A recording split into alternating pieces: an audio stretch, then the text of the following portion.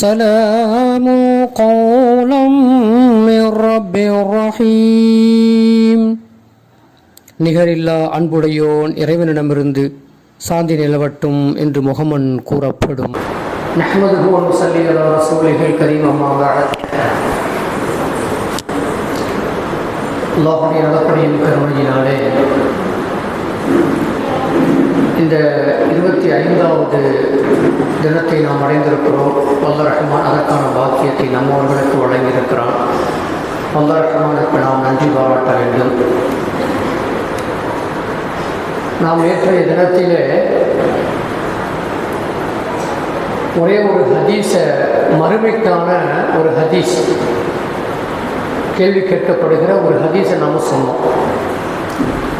அதில் ஒரு செய்தி, கொடுக்கப்பட்ட வாழ்க்கையை நீ எப்படி கழித்தாய் அப்படின்னு ஒரு கேள்வி இருக்கா? மொத்தம் 5 கேள்வி. அதில் 5 கேள்வியில் முதல் கேள்வி என்ன? வாழ்க்கையை எப்படி கழித்தாய் அப்படின்னு சொல்லிட்டு, அது ரொம்ப முக்கியமான செய்தி.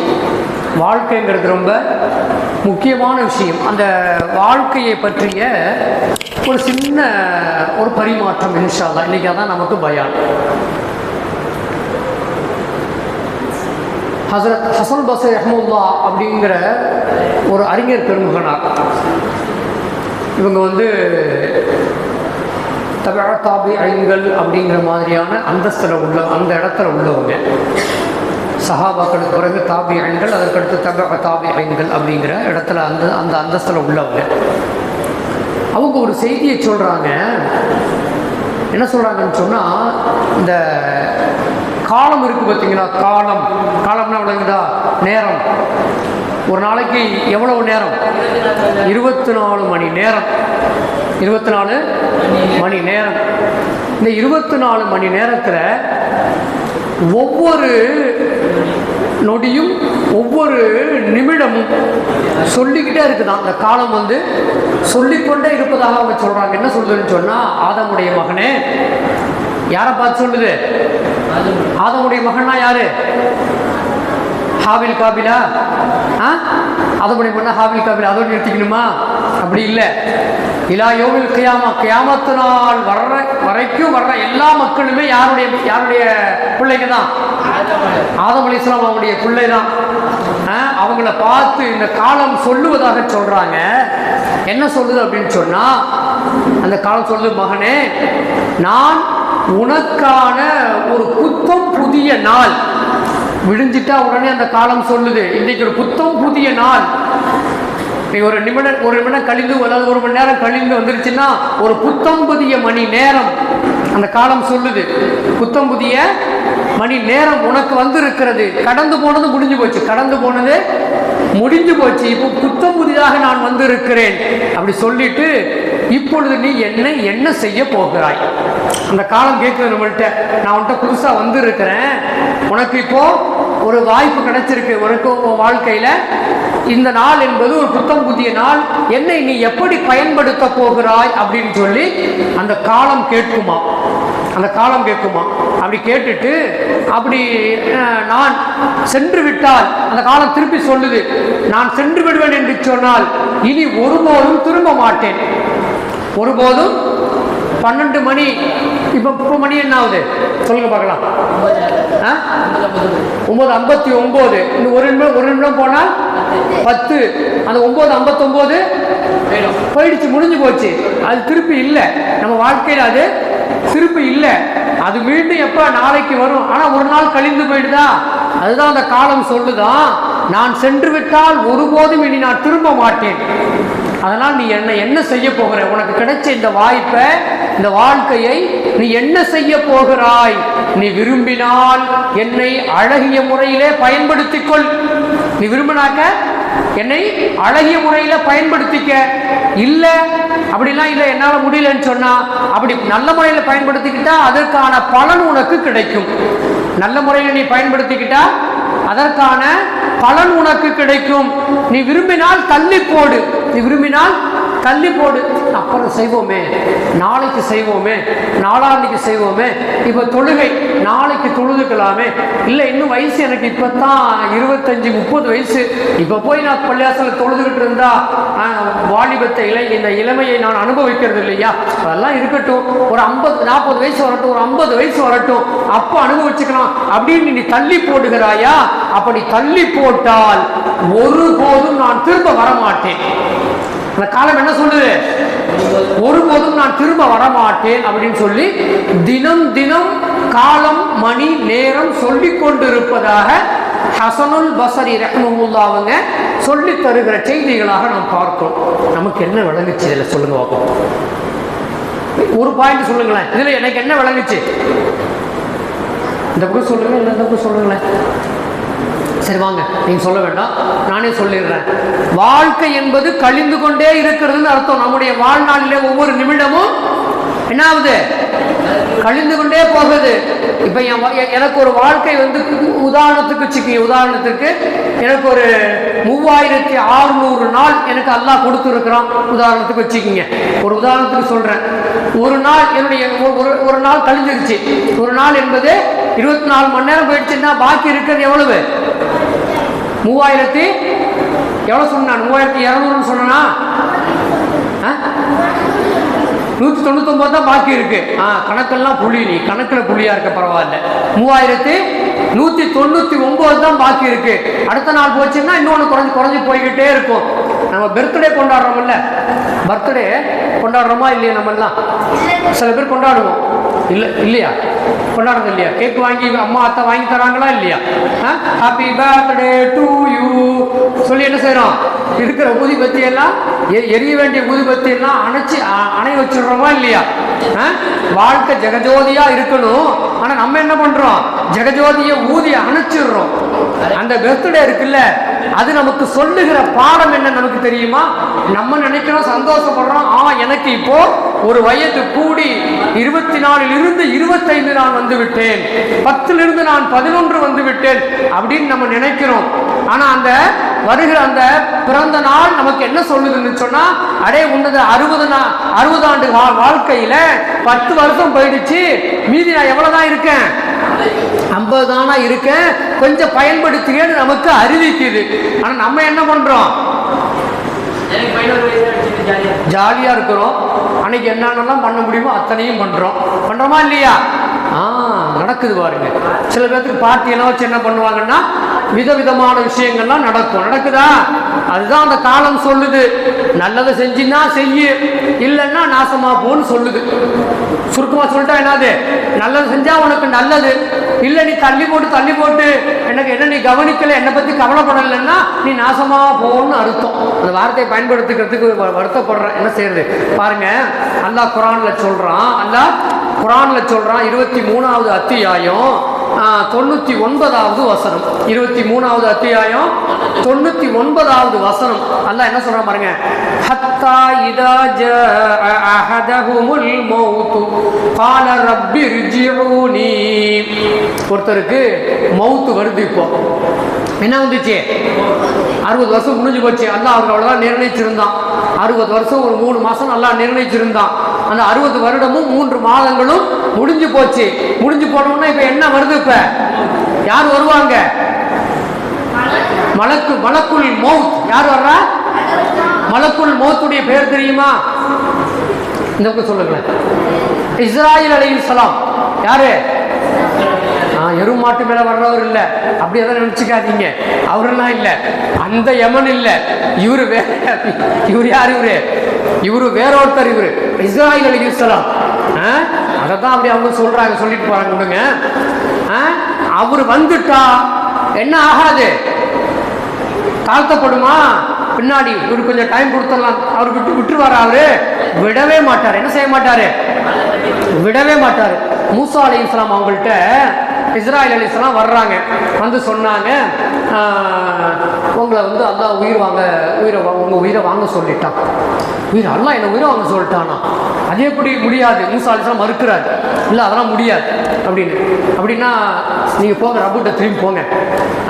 மலக்குள் மௌத்தில் சொல்லி அனுப்புகிறார். மலக்குள் மௌத்துட்டு மலக்கு சொல்லி அல்லாஹ்ட்ட போய் பேசிட்டு வாங்க, எனக்கு இன்னும் ஹயாத்து வேணும்னு சொல்லிட்டு வாங்க. அவர் போகிறார். அல்லாஹ்ட்ட போய் என்ன செய்கிறாருன்னா, இந்த மாதிரி மூசா அலைஹிஸ்ஸலாம் வந்து இன்னும் ஹயாத்து கேட்குறாரு. இன்னும் என்ன கேட்குறாரு? உலகத்தில் வாழணும்னு கேட்குறார். உலகத்தில் வாழணும்னு கேட்குறார். அப்போது அல்லாஹ் சொல்லி அனுப்பணும், அப்படியா ஒரு மாட்டின் மீது அவ கையை வைக்க சொல்லுங்க. ஒரு மாட்டின் மீது அந்த கையுக்குள்ள எவ்வளவு ரோமங்கள் அடங்கியிருக்கோ அத்தனை வருஷம் ஒரு உலகத்தில் வாழ்வாருன்னு சொல்லுங்க போங்க அப்படின்னு சொல்லி அல்லாஹ் சொல்லி அனுப்புனான். திருப்பி வந்தார். அல்லாஹ் இது மாதிரி சொன்னான், கையை வைக்க சொன்னான், இத்தனை ரோமங்கள், இத்தனை ஆண்டு நீங்கள் வாழலாம். அவ்வளவுதானா? அதெல்லாம் முடியாது, போங்க இன்னும் போங்க, திருப்பி கேட்டு வாங்க. திருப்பியும் போனார். அவர் இஸ்ரா அலைஹிஸ்ஸலாம் இடையில மாட்டிக்கிட்டார். திருப்பியும் போனார். சரி 2 கை வைக்கிற அளவுக்கு அப்படி திருப்பி வந்தார். 2 கை வைக்கிற அளவுக்கு 2 கை ஒரு மாட்டு மேலே வைங்க, அதுக்கு இருக்கிற ரோமங்கள் எவ்வளோ இருக்கோ அத்தனை எண்ணிக்கையில் நீங்கள் அந்த வருஷம் இந்த உலகத்தில் நீங்கள் வாழலாம் அப்படின்னு சொல்லி இஸ்ரா அலைஹிஸ்ஸலாம் சொல்கிறாங்க. இவ்வளோதானா? அப்படி எனக்கு நிரந்தரம் இல்லையா? எனக்கு என்ன இல்லை? நிரந்தரம் இல்லையா? இவ்வளோதானா எனக்கு அப்படின்னா இப்போவே உயிரை எடுத்துக்கல அப்படின்னு என்ன செய்யுங்க, இப்போவே நீங்கள் உயிரை கைப்பற்றிக்கலாம் அப்படின்னு சொல்லி மூசா அலைஹிஸ்ஸலாம் சொன்னதாக நமக்கு சொல்லித்தரப்படுகிற செய்திகளை பார்க்கிறோம். அப்படிதான் அவங்களுடைய உயிர் வாங்கப்பட்டது. அப்போ உலகத்தில் யாருக்குமே குறிப்பிட்ட காலம் வந்து விட்டால் தவணை தள்ளி போடாது. அதுதான் அல்லாஹ் குர்ஆன்ல சொல்றான். 23வது அத்தியாயத்தில் 99வது வசனத்தில் அல்லாஹ் சொல்றான், ஹத்தா இதா ஜாஅ அஹதஹுமுல் மௌத், ஒருவருக்கு மரணம் வந்து விடும் என்று சொன்னால், அந்த தவணை வந்து விடும் என்று சொன்னால், அப்போ அவர் சொல்லுவாராம். யார் சொல்லுவாரு? யாரை இஸ்ரா அலைஹிஸ்ஸலாம் உயிரை பிடிக்க வந்தாரோ அவர் சொல்லுவாரு, கால ரப்பிர்ஜிஊனி, ரப்பே என்னை திருப்பிடா, அல்லாஹ் எனக்கு இப்போ மூத்த கொடுக்காத, கொஞ்சம் தாழ்த்து, கொஞ்சம் நேரம் இந்த உலகத்தில் என்னை விடு, கொஞ்ச நேரம் என்னை இந்த உலகத்தில் விட்டு வை. கால ரப்பிர்ஜிஊனி, என்னை திருப்பி இந்த உலகத்தில் வாழ்றதுக்கு விடு. அப்படி நீ விட்டேன்னு சொன்னா, லஅல்லி அஅமல் சாலிஹன் ஃபீமா தரத்து, நான் எனக்கு முன்னால் கொடுத்திருந்த அந்த வாழ்க்கையிலே நான் எதையெல்லாம் செய்யாமல் விட்டு விட்டேனோ, எதையெல்லாம் செய்யாமல் விட்டுட்டேன், ஐங்கால தொழுகை தொழாமல் நிறைய விட்டுட்டேன், அதையெல்லாம் நான் தொழுதுறேன். அதெல்லாம் நான் என்ன செஞ்சிடறேன்? தொழுதுறேன். ஜக்காத்து நான் கொடுக்காம இருந்தேன், அந்த ஜக்காத்தெல்லாம் நான் கொடுத்துடுறேன். நோன்பு வைக்காம இருந்தேன், அந்த நோன்பெல்லாம் நான் வச்சிடுறேன். இன்னும் நல்ல காரியங்கள் என்னென்னதெல்லாம் நான் செய்யாம விட்டுட்டேனோ, ஃபீமா தரத்து, நான் எதையெல்லாம் விட்டு விட்டேனோ அதையெல்லாம் நான் செய்கின்றேன். ஒரு வாய்ப்பை கொடுறா அல்லாஹ். கால ரப்பிர்ஜிஊனி, என்னை திருப்பி உலகத்துல விடுறா அல்லாஹ் அப்படின்னு சொல்லி யாரு கேட்பா?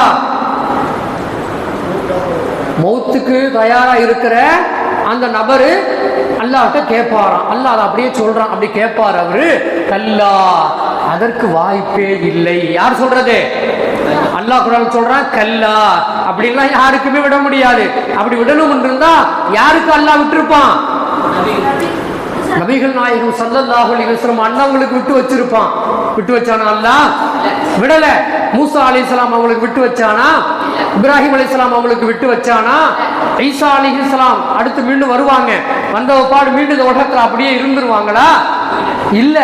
அவை நபிமார்களுக்கே இல்லைன்னு சொன்னா சாதாரண மனிதர்களுக்கும் இல்லை. சாதாரண மனிதர்களுக்கும் கல்லா, அதெல்லாம் முடியாதுப்பா, நீங்கெல்லாம் மனுஷர்கள், நீங்கெல்லாம் மனிதர்கள், உங்களுக்கு நிர்ணயிக்கப்பட்டது இவ்வளவு தான், இந்த வாழ்வு இவ்வளவு தான், அதுக்குள்ள நீ என்ன செஞ்சியோ அதற்கான பிரதிபலனை நீ அடைந்து கொள்ள வேண்டியதுதான். அல்லாஹ் சொல்றான், இன்னஹா கலிமத்துன் ஹுவ காயிலுஹா.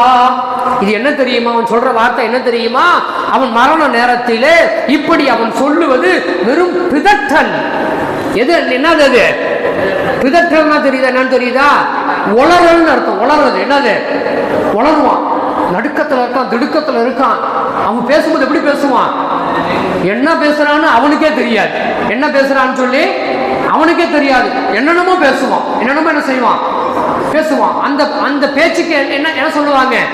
பிதற்றல், உளறல் அப்படின்னு சொல்லுவாங்க. அதுதான் அல்லாஹ் சொல்றான், இன்னஹா கலிமத்துன் ஹுவ காயிலுஹா. அவன் பிதற்றி கொண்டு இருக்கிறான். அவன் பிதற்றலாம் தூக்கி ஒரு ஓரம் போடு. மலக்குள் மௌத்தே நேரம் வந்துருச்சா, ஒரு நொடி தாமதம் இல்லை, ஒரு வினாடி தாமதம் இல்லை, பிடிங்க. அல்லாஹ் பிடிக்க சொல்லுவான். இதுதான் வாழ்க்கை, இதுதான் வாழ்க்கை. இந்த வாழ்க்கையை அல்லாஹ் கொடுத்துட்டு கேள்வி கேட்குறான். இந்த வாழ்க்கையை கொடுத்துட்டு என்ன செய்யறான்? அல்லாஹ் கேள்வி கேட்குறான். பாருங்க, 3 விதமான வாழ்க்கை இருக்கு உலகத்தில். உலகத்தில் 3 விதமான வாழ்க்கை. ஒன்று, இந்த உலகத்தில் நாம உயிரோடு வாழ்றோம். இந்த உலகத்தில் நாம உயிரோடு வாழ்ற காலம் ஒரு வாழ்க்கை. அதற்கு பிறகு நமக்கு மரணம் வந்ததற்கு பிறகு பர்ஸஹ் அப்படின்னு சொல்லி ஒரு வாழ்க்கை. அந்த வாழ்க்கை கபருடைய வாழ்க்கை. அது என்ன வாழ்க்கை? கபருடைய வாழ்க்கை. மூணாவது அந்த கபர்ல இருந்து எழுப்பப்பட்டு அதற்கு பிறகு கேள்வி கணக்கு வருது பார்த்தீங்களா, அந்த வாழ்க்கை மூன்றாவது வாழ்க்கை. மொத்தம் 3 வாழ்க்கை. எத்தனை வாழ்க்கை இருக்கு? இந்த 3 வாழ்க்கையில இந்த வாழ்க்கைக்கும் ஒரு காலம் இருக்கிறது. இந்த உலகத்துல வாழ்ற காலத்துக்கும் ஒரு காலம் இருக்கிறது. இரண்டாவது கபருடைய வாழ்க்கைக்கும் அல்லாஹ் ஒரு காலத்தை வச்சிருக்கிறான். மூன்றாவதாக இருக்கக்கூடிய அந்த வாழ்க்கைக்கு நிரந்தரம். அது என்னது? அந்த வாழ்க்கை என்பது நிரந்தரம். இந்த உலகத்தில் நம்ம வாழும்போது நிறைய சுகங்களை அனுபவிக்கிறோம், கஷ்டங்களை அனுபவிக்கிறோம், மனைவி மக்கள் அப்படி இப்படின்னு போயிடுறோம். கபர்ல இருக்கிற பொழுதும் அங்கும் கூட என்ன செய்யறோம்? அங்க நமக்கு சில நேரங்கள்ல இந்த உலகத்தில் நாம இருந்ததுக்கு தகுந்தாறு போல கபரு நமக்கு நல்லதாகவும் இருக்கும், கெட்டதாகவும் இருக்கும். ஆனா நாளை மறுமை என்பது நிரந்தரமானது. ஒன்று நரகத்தின் படுகொலியாக இருக்கும், ஒன்று நரகத்தின் படுகொலியாக இருக்கும், இல்லைன்னா சுவர்க்கத்தின் பூஞ்சோலையாக இருக்கும். மூணாவது வாழ்க்கை என்னவாக இருக்கும்? ஒன்று நரகத்தின் படுகொலியாக இருக்கும், இல்லைன்னா சுவனத்தின் பூஞ்சோலையாக இருக்கும். அந்த சுவனத்தின் பூஞ்சோலையை பெற்றுக் கொள்வதற்காக இந்த வாழ்க்கை, எந்த வாழ்க்கைய? முதலாவது இந்த வாழ்க்கையை நீங்கள் பற்றி பிடித்துக் கொள்ளுங்கள் என்று பெருமானார் ஸல்லல்லாஹு அலைஹி வஸல்லம் அன்னவங்க நமக்கு சொல்லி தருகிற செய்திகளை நாம் நிறைய பார்க்கிறோம். இந்த கபர் செய்தியை பற்றி ஒன்னே ஒன்று சொல்லி, 2வது வாழ்க்கை இருக்கு பார்த்தீங்களா? 2வது வாழ்க்கை எது? கபருடைய வாழ்க்கை. பர்ஸஹ் அப்படின்னு சொல்லுவாங்க. திரையிடப்பட்டதுன்னு அர்த்தம். பர்ஸஹ்னு சொன்னா திரை, இந்த பக்கமும் திரை, இந்த பக்கமும் திரை. நம்ம திரும்பி இந்த உலகத்துக்கு வர முடியாது. கபரை விட்டுட்டு நாம வேற எங்கேயும் வெளியே போகவும் முடியாது. ரெண்டு பக்கமும் திரையிடப்பட்டது. அதனால்தான் அந்த பர்ஸஹ் அப்படிங்கிற அந்த வார்த்தை பயன்படுத்தப்படுகிறது. அந்த வாழ்க்கை, அந்த நேரத்தில் நடக்கக்கூடிய ஒரு செய்தியை அன்னை ஆயிஷா ரலியல்லாஹு தஆலா அன்ஹா அவங்க சொல்றாங்க. அடக்கத்தலத்திலே இருக்கிற பாவிகளுக்கு, யாருக்கு பாவின்னா யாரு? தீமை. உலகத்துல தீமை தான் ஐயா. உலகத்துல ஒரே தீமை தான். தீமையே செஞ்சுட்டு கபருக்கு வந்து இருக்கிறான். அவனுக்கு என்னன்னு சொன்னா கேடுதான். என்ன வார்த்தையை பயன்படுத்துறாங்க? நான் ஆரம்பத்தில் ஒரு வார்த்தையை பயன்படுத்தினேன். என்ன வார்த்தை பயன்படுத்தினேன்?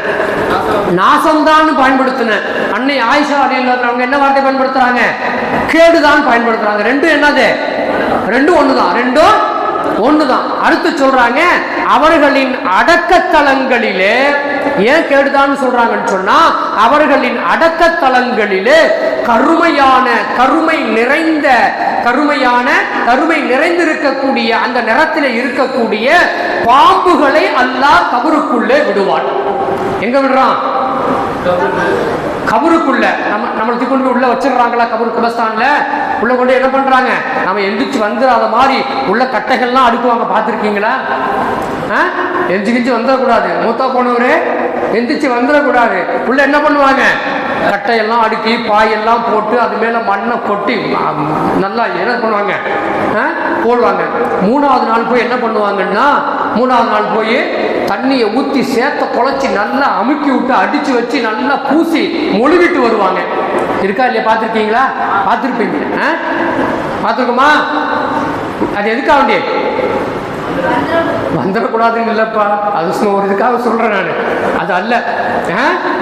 கபூர்ல அவங்க நினைச்சுறாங்க, அவங்க நல்லா அழகா வைக்கணும்னு நினைக்கிறாங்க. இவங்க அழகா வைக்கணும்னு நினைக்கிறாங்க. இவங்க அவங்க மேல மண்ணு விழுவக்கூடாது, அவங்க முன்கர் நக்கீர் வரும்போது எஞ்சி உட்காந்து அழகா பதில் சொல்லணும் அப்படின்னு நம்முடைய நல்ல எண்ணம், நம்மளுடைய நல்ல எண்ணம். அந்த எண்ணத்துல என்ன பண்றாங்கன்னா, எழுந்து உட்காரத்துக்கான இடத்த கொடுக்குறாங்க. கபர்ல நமக்கு இடத்த கொடுத்து வைக்கிறாங்க.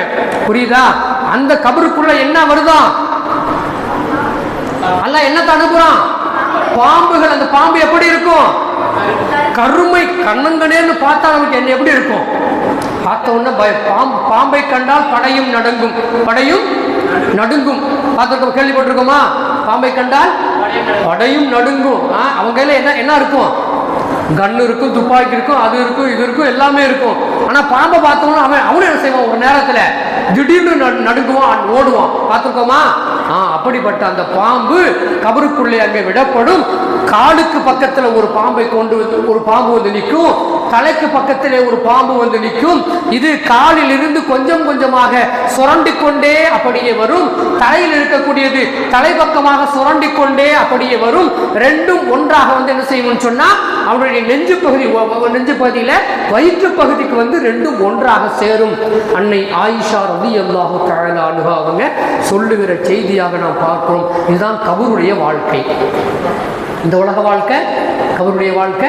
மூன்றாவது வாழ்க்கைங்கிறது ஒன்று நரகத்தின் படுகொலியாக இருக்கும், இல்லைன்னா சூனத்தின் பூஞ்சோலையாக இருக்கும். வல்ல ரஹ்மான் ஹக்கு சுப்ஹானஹு வ தஆலா நம்மவர்களுக்கு இந்த உலக வாழ்க்கையையும் நாளை கபருடைய வாழ்க்கையையும் நாளை மூன்றாவதாக இருக்கக்கூடிய சூனத்தினுடைய அந்த வாழ்க்கையை அல்லாஹ் நமக்கு தந்து சூன பூஞ்சோலைகளை தங்கக்கூடிய, அதுவும் குறிப்பாக ஜன்னத்துல் ஃபிர்தௌஸ் என்ற உயர்ந்த சூனலோகத்திலே அல்லாஹ் நம்மை தங்க வைக்கக்கூடிய பாக்கியத்தை தந்து அருள்பாலிப்பானாக. வாஹிர் தஅவானா அனில் ஹம்துலில்லாஹி ரப்பில் ஆலமீன். அஸ்ஸலாமு அலைக்கும் வரஹ்மத்துல்லாஹி வபரகாத்துஹு.